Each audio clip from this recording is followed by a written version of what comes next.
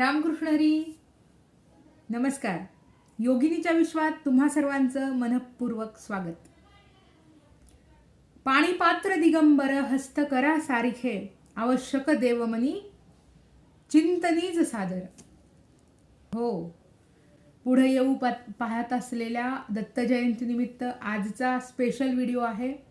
सद्गुरू प्रतिष्ठानच्या सर्व शिष्यांकरिता, सर्व भाविक भक्तांकरिता, दत्त तत्वाला मानणाऱ्या प्रत्येक दत्त भक्ताकरिता. ज्ञानोबाराय योग्यांची माऊली आहेत. श्रीकृष्ण प्रभू परमात्मा योगेश्वर भगवान आहे. शंकर योगीराज आहेत, तर दत्तात्रेय योगी आहेत. दत्तात्रेयांचा जन्म मार्गशीर्ष पौर्णिमेला अत्री ऋषी म्हणजे म्हणजे 3 गुणांतीत, सत्व रजतम हे 3 गुण, अत्री गुणातीत असणारे, आणि अनुसया माता म्हणजे असूया नाही, कोणत्याही गोष्टीविषयी असूया नसलेल्या, कोणाचाही द्वेष न करणाऱ्या अशा अनुसया माता आणि अत्री ऋषींच्या पोटी जन्म झाला. आणि दत्तात्रेय म्हणजे काय, तर दत्त म्हणजे दान आणि त्रेय म्हणजे तिघांनी दिलेलं दान, तो जन्म म्हणजे दत्तात्रेय. आता दत्तात्रेयांच्या जन्माची गोष्ट बहुश्रुत आहे, सर्वांना माहीत आहे. आपण सर्वजण लहानपणापासून मार्गशीर्ष पौर्णिमा पाहत आलेलो आहोत, साजरी करत आलेलो आहोत. आपल्या धर्मग्रंथांमध्ये 7 चिरंजीव सांगितलेले आहेत. अश्वत्थामा बलिर्व्यासो हनुमानश्च विभीषणः कृपः परशुरामश्च सप्तैते चिरंजीविनाम. या 7ही जणांबरोबर दत्तात्रेय सुद्धा चिरंजीवच आहेत, कारण यांची पुण्यतिथी आपली साजरी केली जाते आणि दत्त जयंतीच आपण सगळीकडे साजरी होताना पाहतो.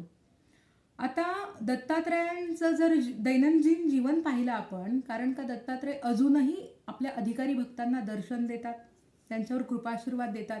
वाराणसीला स्नान करून कोल्हापूरला जप करतात आणि माहूर गडावर भिक्षा मागून सह्याद्रीच्या कुशीमध्ये वास्तव्य करणारे दत्तात्रेय प्रभू आणि त्यांचं येणारी आता दत्त जयंती, येत्या मार्गशीर्ष पौर्णिमे दिवशी दत्त जयंती आहे.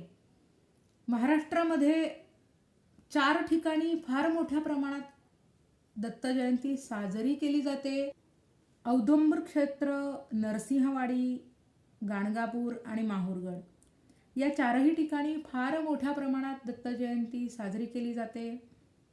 आणखी बऱ्याच ठिकाणी भारतामध्ये केली जाते आणि महाराष्ट्रामध्ये छोट्या छोट्या ठिकाणी पण पाहायला मिळतं आपल्याला.